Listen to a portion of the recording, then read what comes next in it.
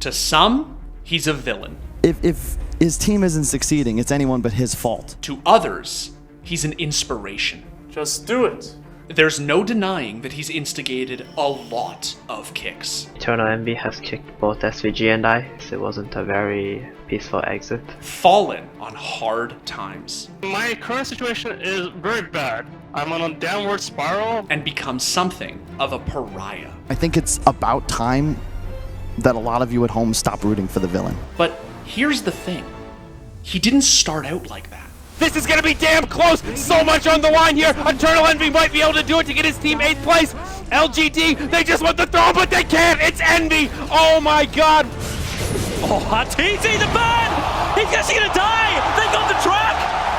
EternalEnvy with a searing change, the crit hits again! NG, they'll try their best. And oh my, what the fuck? This is the story of how Ii-sama, one of Dota's most adored heroes, lost his way.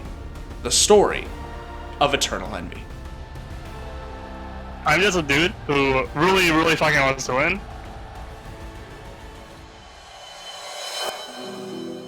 Jackie EternalEnvy Mao's entrance into esports was more infamous and iconic than most.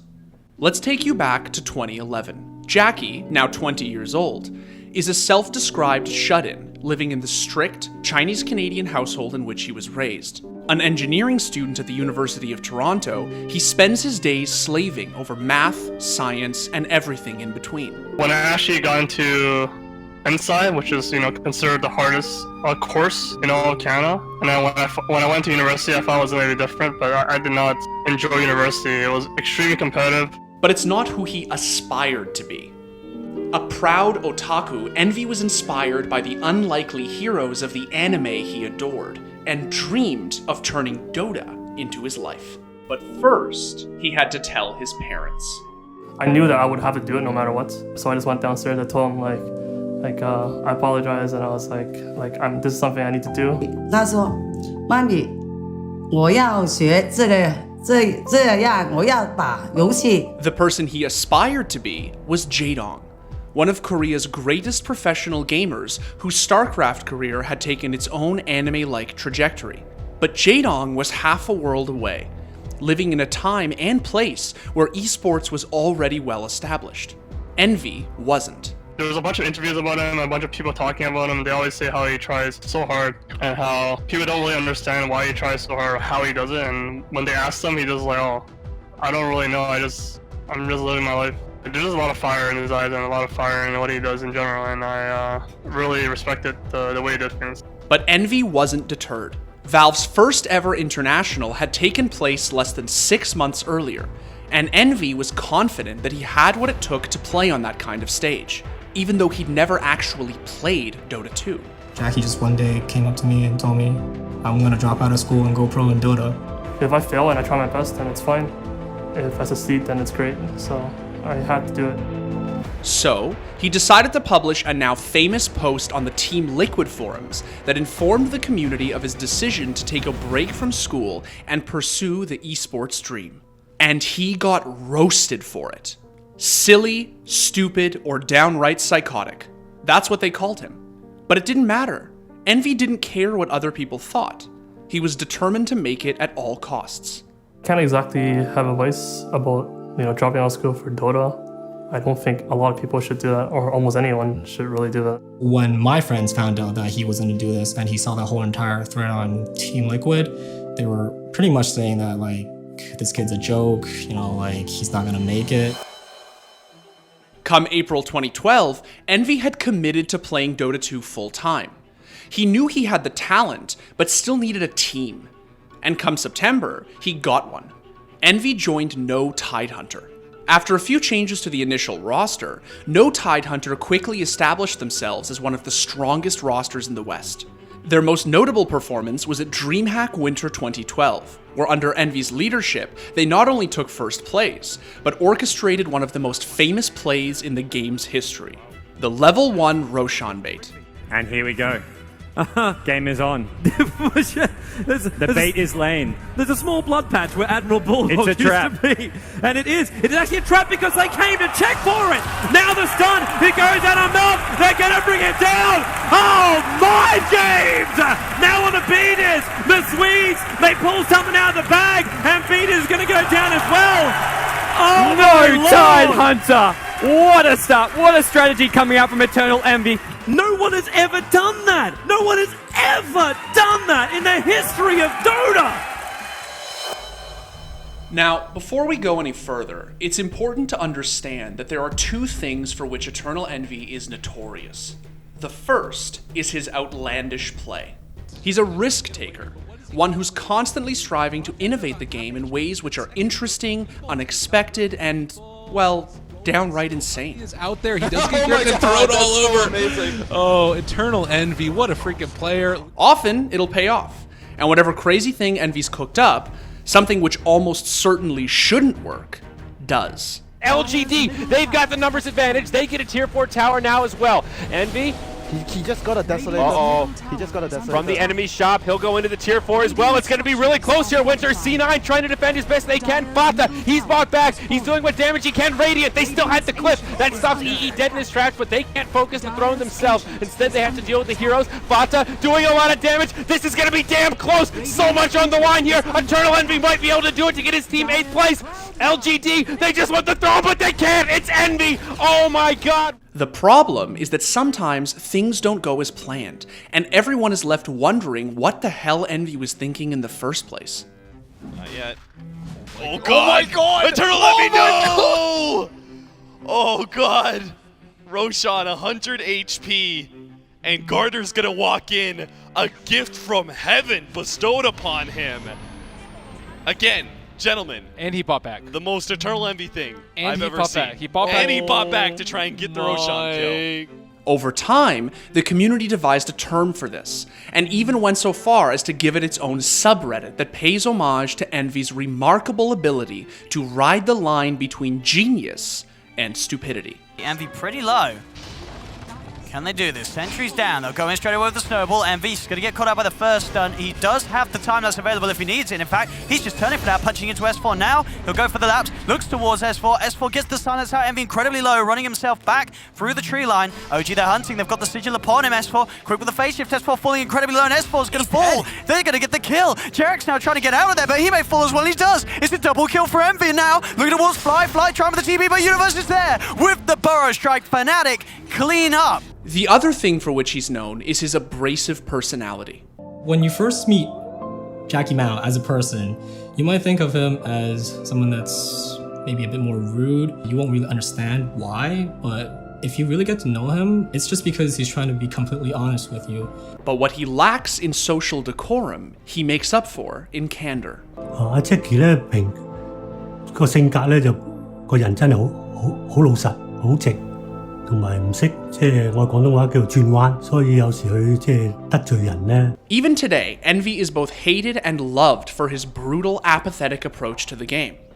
He's always understood that when it comes to playing Dota, friendship and loyalty aren't necessarily pathways to victory. It's a lesson he learned the hard way.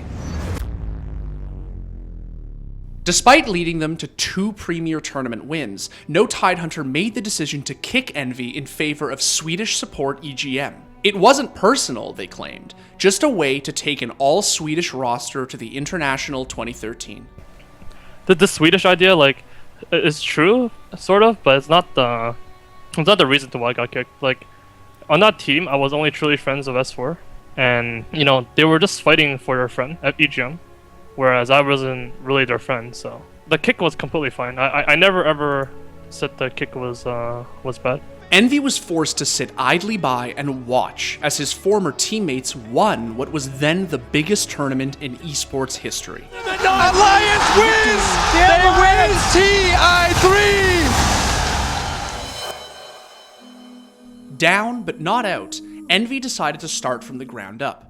He switched to playing carry, and in March 2013, joined forces with Aoi 2000 on a revamped Kai-P roster that would later rebrand as Speed Gaming. AU is a very special player because he has he's probably the smartest player in Dota in terms of like math and like thinking about things in a more like mathematical way, I guess. Like he can tell what, like he likes to simplify the game into like equations, and like he likes to play the same style all the time. And it was with Speed that Envy would secure the most hilarious and miraculous tournament win of his career. MLG Columbus 2013. How are you? I don't know. I'm mixed feelings right now. Mixed feelings? Why? Well, like I'm strangely confident and excited for his tournaments. Okay. Which is very strange because my team is retarded. Okay, straight up. Stupid.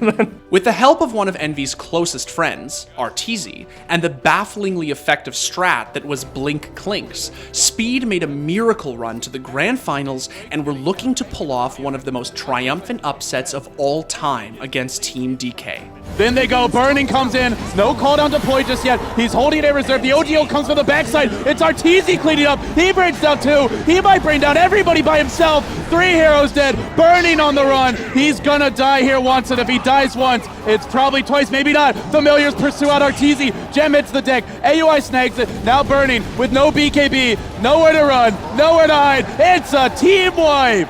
In the base is EternalEnvy. In the base is EternalEnvy. Forget about that. He's going bottom. He's working on the tier 3. Glyph gets forced out. More buybacks, but he TPs away. What a magician. Please, EE-sama, have mercy. They pop the Shivas, they force that in, they drop the ult. Burning's gonna drop, Rapier hits the deck. Nobody picks it up. They don't even need the Rapier. They say, we'll kill you anyway. Now Sing Sing snagged it. He's gotten the big, bad sword for himself. GG, Speed Gaming are your champions here at MLG Columbus. Speed had proven that they were the real deal. And after a falling out with their manager, the roster announced that they'd be representing a new, more prestigious org. Cloud9. Envy, Aoi, Bone7, Pylai Dai, Sing Sing, and later, Fata. This roster will live on in infamy for their creativity, explosivity, and for a time, loyalty. See, Envy had this philosophy by which he abided: to avoid playing with superstars and only ever win alongside his friends. Over the course of their 18-month lifespan, Cloud9 earned a staggering 10 second-place finishes. No matter how well they did, C9 simply couldn't close.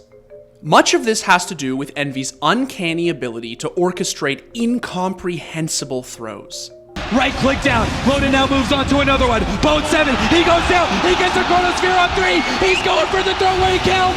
Cloud9 beating on the ranks, but now Bone7's gonna be held in place. S4 stops him with the extra bit of disables. They're still going for it, thrown at half health, but Alliance have just wiped out the rest of Cloud9's resistance. Alliance, they get the big damage dealer on Cloud9, and they do it all the way, 83 minutes in, and they take it in game 2. To overthink everything and overlook the most basic little details. Bro, they've got to back off. They're not even going for the racks right now. Where are the TPs? Vata does not have a TP. Envy also, I don't think, has a TP. No one has TPs. This is Familiar's getting the stuns. They're going for the throne. Oh no! It's a catastrophe for Cloud9. Here comes S4 as well. They're just running back. They're running for dear life. They've got to protect the base. Arteezy now pops the ultimate. There's no clip available. He dies in the fountain, but he's got ages. He can't even buy back and TP home. They're just gonna get the throne off of this. Holy shit, Cloud9 have lost game 2. I can't believe it. What just happened? To rely on the ridiculous at a time when the obvious would have sufficed. Envy shifting over, he wants to buy something to help him go for it. Oh, he sees some gems. There's a cheese. He gets the cheese. The cheese. What? EternalEnvy. Hello, taking the tier 4 tower. But that's who Envy is. I don't even know how to describe Envy. He's sort of just a unique individual. Like, I think it's like his life's anime. He just does whatever, I guess. A player whose greatest opponent is himself. It doesn't matter. Let's just fight them. Let's just go fight them. It doesn't matter. It's 400 gold. Let's go fight them. Oh my god.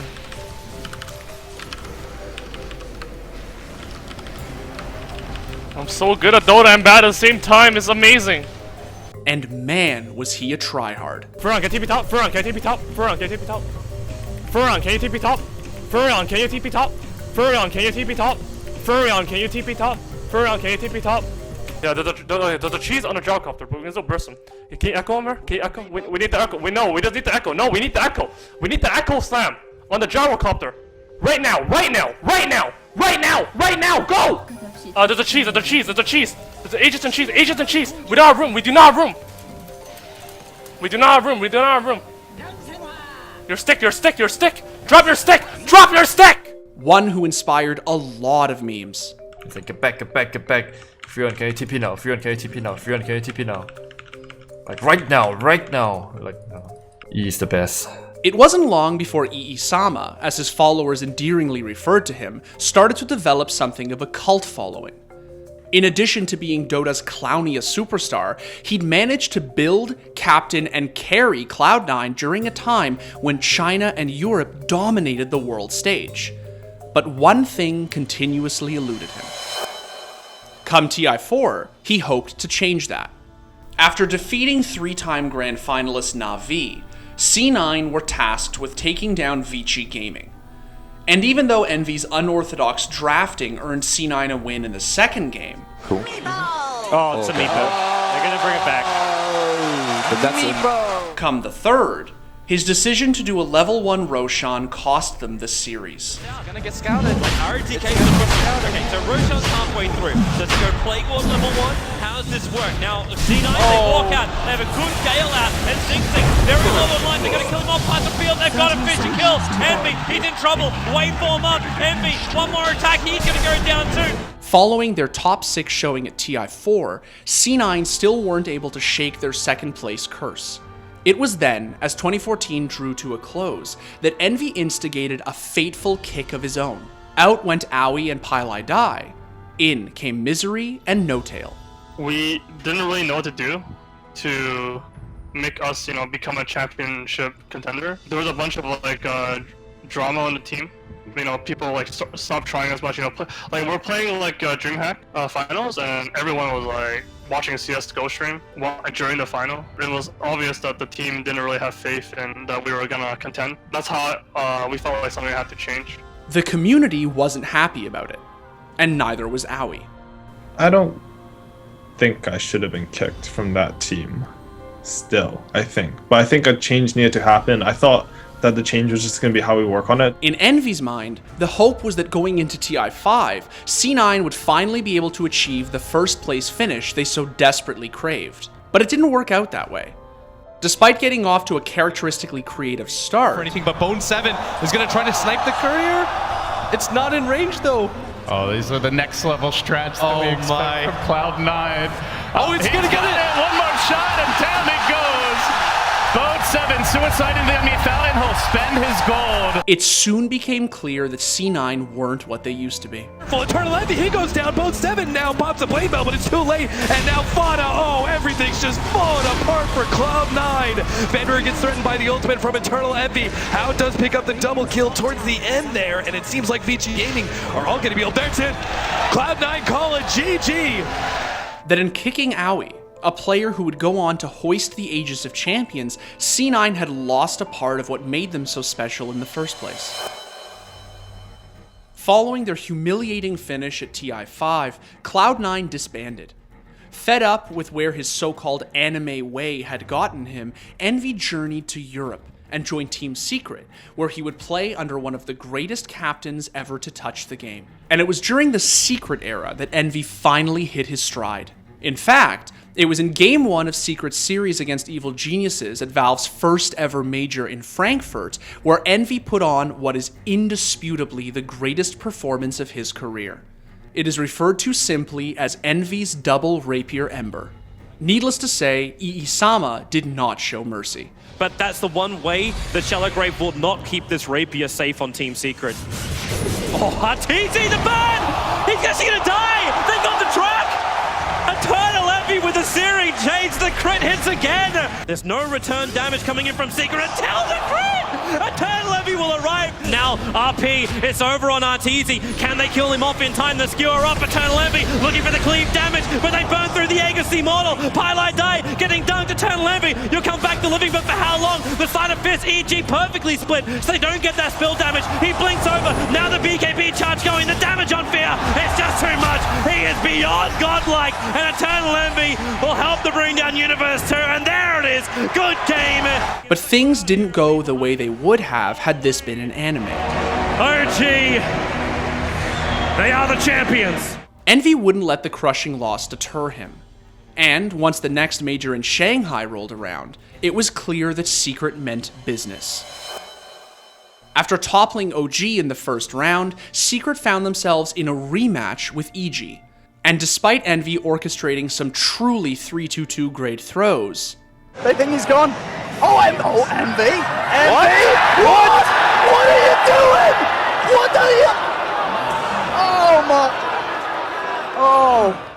Secret prevailed. They want to see this kill happen. They want to see EternalEnvy go for the 1 versus 3 play, and he will go for it. Kuro immediately the target. The Shallow Grave goes off first. EternalEnvy now battling it out with 4 heroes, but now Puppy's going to be able to join them. He gets the dupe on him on top of man. A snowball save for the moment being, but EternalEnvy's already cleaned up 2.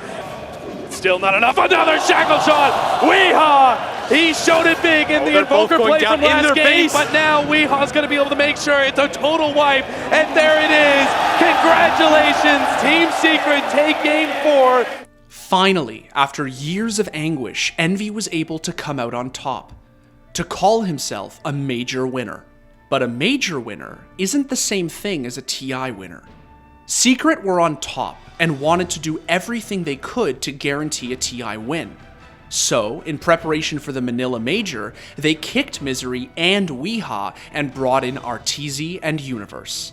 On paper, Secret looked unstoppable, but it quickly became clear that they were anything but. Free fire from Scandal, 2 dead on the side of Secret, and Empire, no mercy, moving in for more eyes onto Puppy, he'll go down as well. There's going to be 4 dead on Secret, no buybacks available.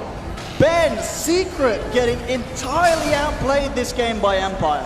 Yeah, I thought Lifestealer had made a mistake by raging right before his Aegis And popped. GG is called, look at that. After bombing out of Manila, Universe returned to EG, and Secret were forced to pick up Bulba. Come TI, the feeling was that in breaking his self-imposed no superstar policy, and ripping apart a major winning lineup along the way, Envy had flown too close to the sun. Following Secret's humiliating turnout at TI6, Envy wanted to give the friendship model another go. He called up an old friend, and in an effort to return to his roots, founded his own roster, Team NP.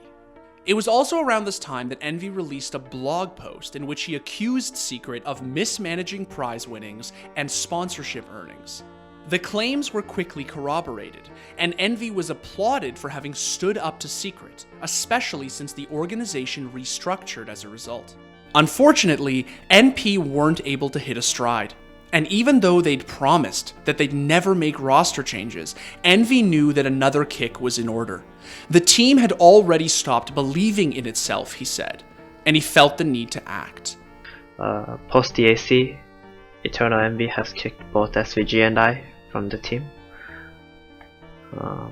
Not really gonna go into much details about it in this video, but what I will say is it wasn't a very peaceful exit for either SVG or me. But, as always, the hope for Envy was that the bad publicity would be worth it. The price for SVG and 1437's departure was the return of Fata and Pailai Dai. With Bone 7 as their coach, and Cloud9 signing them prior to TI7, NP had quite literally become C9 2.0. How about how Envy came together, which is, I know now Cloud9. What was the spirit with which Envy kind of started building that team and bringing you on board? Because it did feel a little bit different from the beginning. How it started was just we wanted 5 people who were willing to learn together and try to grow as a team. Unfortunately, things didn't go the way they'd hoped. MSS won't make it home, and GG! Team Empire have taken out Cloud9 in round 1 of the lower bracket. Despite all their talk of friendship, loyalty, and longevity, Cloud9 disbanded immediately after TI7. Having burnt many of his western bridges, Envy accepted an offer to play with Fnatic in Southeast Asia. The TS7 season was probably the worst season I ever had for Dota. And then after that season, I didn't really have that many options in NA/Europe. I had a few, but like I wasn't even like the first option. As usual, Envy's new lineup did fine, but not great. And, as usual, after several months of winning qualifiers and barely making it into top 8, Envy saw it fit to make a change. Out went Ohio, a player who'd been with Fnatic for nearly 3 years. In came Universe. Of all the kicks Envy's ever been accused of instigating, this one was the messiest. Roster lock news drops, you tell Universe to fly over immediately. He flies over. You didn't feel that he was in the condition to play in the tournament immediately because he just flew and was like... It was not even a feeling, it was assumed. It's just a pro gaming assumption. So then you had to play, you felt you had to play the qualifier with Ohio. You decided not to tell him because you felt it would impact his performance. It's unfair to your own team. And then and then you guys win, and then you want to kick him immediately or tell him immediately, and then you regret not being there for the actual kicking after the pizza party. It's not exactly clear what happened, but one thing is for sure. The community was quick to lay the blame on Envy. Given that TI8 was being held on Envy's home turf, it felt as if the tournament could be his chance to make a comeback. Despite clawing tooth and nail, Fnatic finished groups just barely out of the upper bracket, which meant that for the 3rd year in a row, Envy would have to play a best of 1 in the first round of the lower bracket. Jump in from PYW, he jumps and tries to get EternalEnvy, he managed to get the look on to play. There goes EternalEnvy, there comes the buyback, and Reaper side cuts down the Phoenix with no buyback either. He's dead for 2 minutes. And Arrow comes out, another swing and a miss there from Fnatic as they just seem to have no lockdown. Pariah die, he's just gonna die to flat cannon shots, not like this, Fnatic. Despite all of the ridicule, all of the vilification people felt he deserved, it was a heartbreaking sight to behold. I want to try and understand what's running through your mind on that stage and while you stand here now. I don't think I can actually, this interview is too short, I feel, I feel like a lot of thoughts were inappropriate as well. I'm sure people can understand how I feel, and I don't think they could be able to explain it as well. There's just a lot of emotions, a lot of different factors that come into play, and it's not just the factors during TI, but throughout the year, and the decisions you made throughout the year. Coming out of TI8, it seemed as if Envy's name didn't carry the same pedigree it once did. All he'd ever wanted was to win, and after years of doing whatever it took, of repeating the same mistake over and over again, it felt as if he'd gotten kind of lost. It wasn't long before he was offered a spot on Complexity, but after several months of subpar results, he left of his own volition. From there, Envy started bouncing from roster to roster, always in preparation of a different qualifier, always to no avail. In December 2018, he started Flying Penguins, where he'd enlist the help of an up-and-coming mid laner named Gunnar, only to kick him the moment another, more recognizable player was able to replace him. By March 2019, Flying Penguins had disbanded, and in an ironic turn of events, Envy joined the very team that Gunnar joined after Envy'd kicked him. Team. It was with this roster that Envy would qualify for the first premier tournament he'd played since TI8, the MDL Disneyland Paris Major. With the major on the horizon, a poor result at ESL 1 Mumbai resulted in Envy kicking Gunnar yet again. We kind of got threatened to get kicked before this event, and then they told us we'd play at this event in the major, and then they kind of backed out on that last minute because we didn't do amazing at this event. So I think it's kind of personal between us. I think Envy doesn't like me. I don't know about everyone else, but that's how I feel, at least on the team. That's how I felt on the last team. As far as the community was concerned, this was the last straw.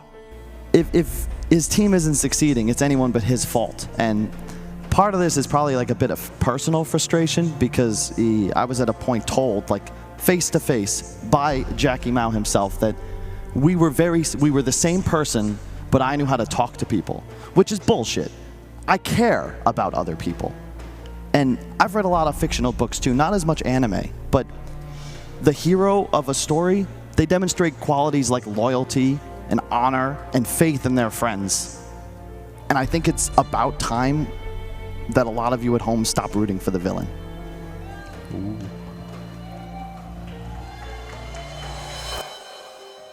Envy is one of those few competitors who you either look up to or absolutely can't stand. But he isn't a villain. He isn't evil, malicious, or trying to sabotage the lives of his fellow competitors. He isn't snaky, dishonest, or guilty of the kind of organizational belligerence he's made a point of exposing. He's simply a desperate competitor who's spent years trying to win the way others did before him. Envy isn't a villain. He's a hero who's lost his way. The funny thing is, like, no matter how much you play with someone, I don't feel like I truly will ever understand them. Say what you will about Envy, he has the courage to be himself in an environment where people are ridiculed, scrutinized, and abused at every turn. To some, that makes him an annoyance. To others, it makes him an inspiration. If my life has impacted them in a positive way, then sure, like, I deserve it to those people, but I don't think of myself like that. I'm just a dude who really fucking wants to win, and I'll pretty much do whatever it takes to win as long as it's not cheating. And for a great many number of people, that's what Envy is, was, and always will be. Someone who chose to believe in himself at a time when no one else would.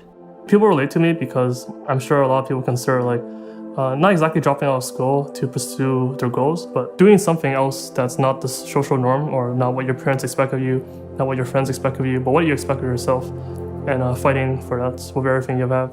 Who dared to think outside the box, no matter how silly it made him look. So, I mean, at that point, you don't go for the beautiful loss, you just go for the fucking suicidal. Yeah. Like, you have to make this game way more chaotic than this, and make it into a game where no one understands Dota anymore. Because if both teams understand Dota right now, then both teams understand that EG has lost the game. Someone who wasn't afraid to do things on his own terms. So Mail was talking about how EternalEnvy really hits a timing when they're down 2 lanes of racks. Do you think that that's a possibility this game, as they're timing we for talked fighting? about it as well. Yes, that's how it works. When 2 racks are down, the enemy music comes up. Oh. He goes like super mode, and the game becomes a lot more hard to play. And, against every odd, prevail. So Mail, be careful about this. There's no RP, but pull back. Where's the punch? He'll timber chain himself away to safety. PPD, he's got the curse available, but they've already lost an EternalEnvy. Okay, he's got nothing available. He is, if he had anything, EternalEnvy has gone and robbed his locker box. Someone worthy of respect, admiration, and celebration. Someone worthy of being called Sama. Thanks for watching. If you want more content like this, hit the sub button and ring that notification bell. For unique bite-sized videos you won't find anywhere else, hit up our Instagram, Twitter, and Facebook pages.